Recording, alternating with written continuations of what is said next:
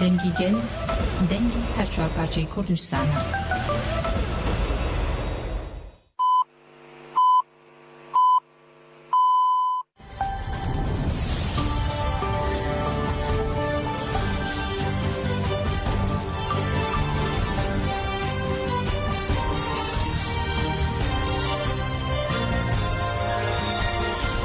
سڵاوتان لەبێ ئەم کاتتان باش هەواڵەکانتان پێشکەشەکەین. تورکیا بە فڕۆکەی جەنگی سنووری ئامەدی بردومان دەکات. نیوەڕۆی ئەمڕۆ دەوڵەتی تورکیا بناری چای مەتینای لە سنووری ئامەدی بردومان کردو تا ئێستاش زیانە گیانی و مادیەکانی بردومانەکە نەزاندراون. بەپێی زانیاریەکان نیوەڕۆی ئەمڕۆ دەوڵەتی تورک بناری چای مەتینای لە سنووری ئامەدی بردومان کردووە تا ئێستا زیانە گیانی و مادیەکانی ئەو بردومانە ئاشکرا نەکراوە.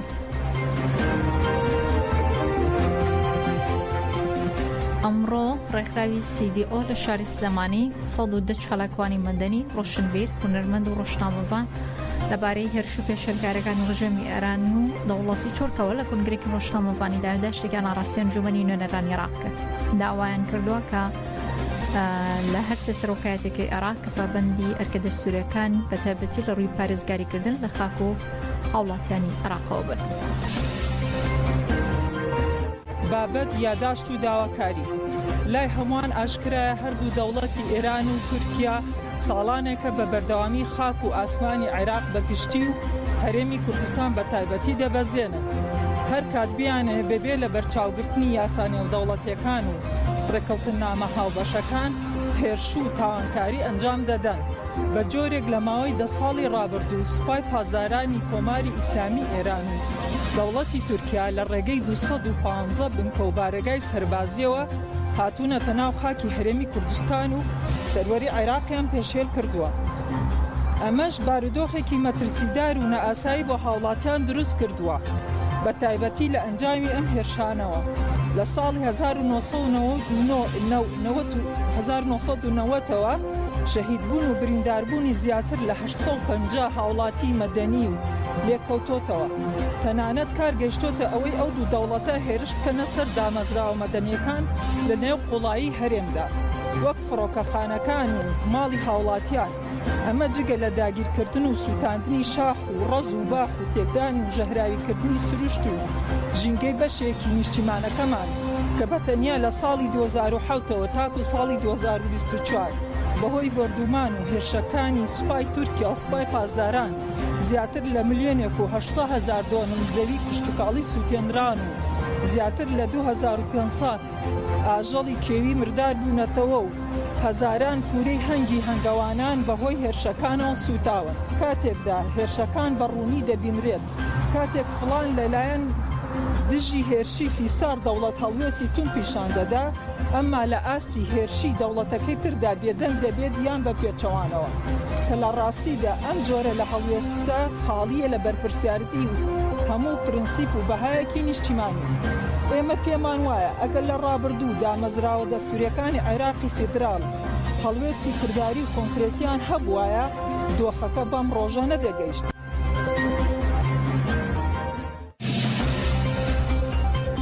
هەرشەکانی دەوڵەتی تورک بەردام و بۆ سەرگەلی کورد و گەریلاکانی ئازادی کوردستانیش بوونەتە بربەستێکی پۆڵاین. لە چەند مانگی ڕابردووژرە ژمارەیەکی زۆر سەربازی سوپای تورکیا سزا دراوە.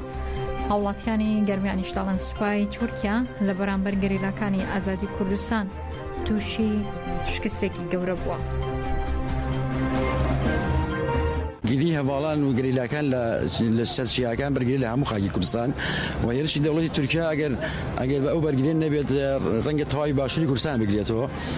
بۆیە ئەو بەرگری ئێمە بەرزێنی خێرین و لەم دوایانەدا بەرگریکی بوو چارەکێکی زۆر باش کرا جێگەی دەستخۆشی ینی پێویستەکە مادی و معنەوی ئێمە پشتگیری هەواڵانی چیا بکەین و دەوڵەتی تورکیا تەنها لە چیاکان ناوەستێ ئەگەر ئەو بەرگری نەبێت تەواوی باشی کوردستان داگیرەکە و تورکیا ئێستا لە قەیرانێکی ئابووری و سیاسیدایە بۆی ئەو هێرشانە ئەکات بۆ ئەوەی چاوی خەڵکەکەی خۆی لەسەر دەسەڵاتدارەتی ئاکەبە ماپە لاچێت بۆیە ئەو بەرگری ئێمە بەرزێنی خێرین و بەرگرێکی زۆر باشە و جێگەی دەستخۆشی لە هەواڵان بکرێت بەم دوایانە ئەو شکستانی دەوڵەتی تورکیا هەم لە ڕووی عسکەری و هەم لە ڕووی سیاسی و شکستی هێناوە و تورکیا لە قەیرانێکی سیاسی عسکەری ئابووریدایە بۆیە ئەوێ بەم هێرشانە قەرەبی ئەو شکستانی خۆی بکاتەوە بەڵام خۆشبەختانە هێزی گەریلا هێزی بەرگری لە خاکی کوردستان ڕۆژ بە ڕۆژ زیاترشنە چیاکان و پاکتاوی هێزی داگیرکرد دەکەنەوە سوپای تورکی داگیرکە کاتێک لە بەرامبەر گەریلا تێدەشکێ دەچێت لە ڕۆژاوای کوردستان دامەزراوە مەدەنیەکان و شوێنە مەدەنیەکان دەکاتە ئامانج ئەوژ نیشانەی شکستێکی گەورەی ئەو سوپایەیە ئەو سوپایە نزیکەی 40 ساڵە زیاترە هەوڵی داوە گەریلا لە ناوبە خەونی دایان سەرکردە و سەرۆکوەزیرانی تورکیای خەونەکانی خستە چاڵ نەیتوانیە ئەو خەونانیان بێتە دی کە گەریلا لە ناو بن چون گەریلا ئیرادێکی پۆڵایی نیەیە گەریلا هێزی گەلە گەلیش و ئاسانی پشگیری خۆی بەرنادا لە گەریلا هیوای سەرکەوتن و سەرفرازی زیاتر بۆ گەریلا دەخوازن دیارە سوپای تورکیا وەکو ئینکارکردنی گەلی کورد بە درێژایی مێژوو ئامادەیە ینی لە بەرامبەر گەریلا چەندە شکستەخوا هەر ینی ناوەستێ بەڵام گەریلاش سەلماندی بۆیان لەم چەند ڕۆژەیە ڕابردووە کە تەکنۆلۆژیا و ئەو هەموو سەربازە و ئەو هەموو کەرەسە پێداویستیان لە بەردەستیانە ناتوانیە گەریلا تێبشکێت.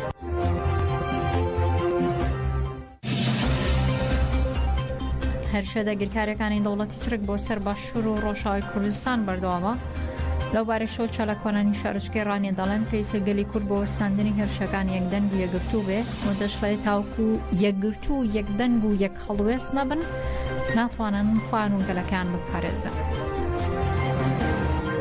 لەلایەکەوە ئەوان فرمێسک بۆ منداڵان و ژن و پیر و پەکەوتە و خەڵکی غەزە دەڕێژن لەلایەکشەوە بۆ خۆیان قاتڵی منداڵ و ژن و پیشانی کە لەلایەن دەوڵەتی کۆماری ئیسلامی ئێرانەوە و لەلایەن دەوڵەتی تورکیاوە دەکرێتە سەر خاکی هەرێمی کوردستان باشوور بەگشتی پێمان وایە ئەمە گەلە کۆمەکێکی ئیقلیمی و ناوچەیە بۆ سەر ئیرادەی گەلی کورد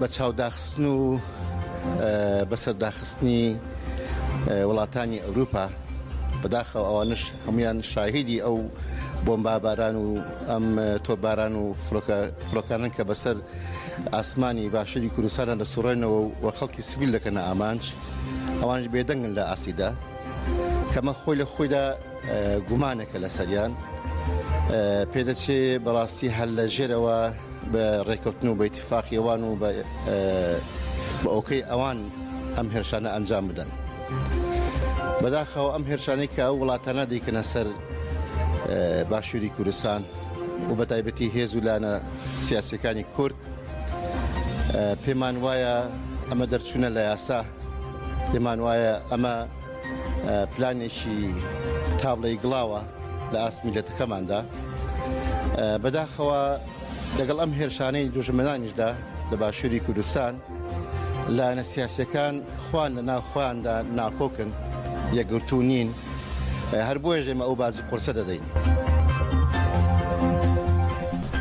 وتەبێژی پۆلیسی کەرکووک تایبەت بە ڕۆژنووس ئاشکرای کردووە لە سەرەتای لێکۆڵینەوە 2 گومان لێکراو بە تۆمەتی شەیدکردنی ژنە چالاکوان و سیاسەتمەداری کورد فریاد سلەمان خالی دەستگیر کراوە و لێکۆڵینەوەکان خۆناغی باشیان بڕێوە. ئێوارەی هەژدەی مانگە لە شاری کەرکووک لە گەڕێکی ڕەحیماوە بە دیاریکراوی نزیک خوێندنگەی سگرمە 2 پیاوی دەمامکدار بە ماتۆرسکیلێکیان پێبوو هێرشان کردە سەر ژنە چالاکوان و سیاسەتمەداری کورد و هاوڵاتی ڕۆژئاوا فریال سلێمان خالیدیان تیرۆر کردووە. نیۆڕۆی ئەمڕۆژ مقەدەم ئەمر شوان وتەبێژی پۆلیسی کەرکووک لەو بارەوە ڕایگەاندووە کە لێکۆڵینەوە قۆناغی باشی بڕیوە دۆسێکە لە ئێستا لای هەواڵگری بەشی ڕوبەڕووبوونەوەی تیرۆرە لە لای پۆلیس نەماوە 2 تۆمەتباریش دەستگیر کراون و لێکۆڵینەوەیان لەگەڵدا دەکرێت. هەژدەی ئەم مانگە لە شاری کەرکووک ژنە چالاکوان فریاد سلێمان خالید لە ئەنجامی هێرشێکی تیرۆریستیدا شۆید کرا. هەڕەشەکانی تورک بۆ سەر وڵات پارێزان و خەڵکی باشووری کوردستان بەردەوامە میتیش سەدان کیلۆمەتری لە سنووری خاکی عێراق بڕیوە و هاتۆتە ناوەوە.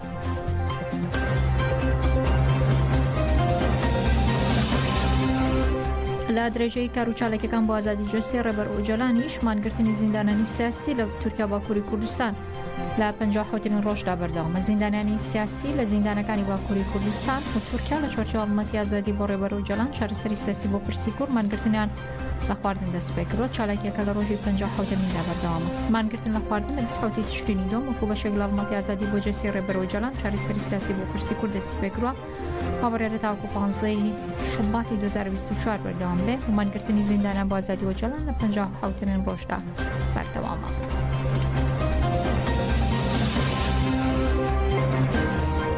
سندیکای ڕۆژنامەنووسانی کوردستان بڵاوی کردوەوە ساڵی ڕابردوو پێشێلکاری بەرامبەر بە 128 ڕۆژنامەنووس و دەستگای ڕاگەیاندن ئەنجام درراوە.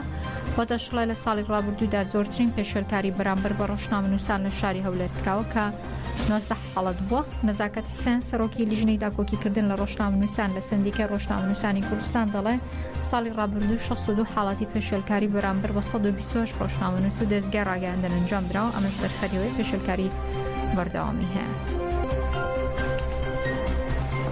حاڵەتەکانی پێشێلکاری بەرامبەر بە ڕۆژنامەنووسان لە ساڵی 2023دا 62 حاڵەت بوون. ئەم 62 حاڵەتە بەرامبەر 128 کەناڵ و ڕۆژنامەنووس ئەنجام دراون کە بەم شێوە بۆ پێشێلکاریەکان ڕاگرتن و دەستگیرکردن 14 حاڵەت بووە. ڕێگەنەدان بە ڕووماڵ و جیاکاری 25 حاڵەت بووە. هێرش و سوکایەتی 11 حاڵەت بووە. هەڕەشە 3 حاڵەت بووە.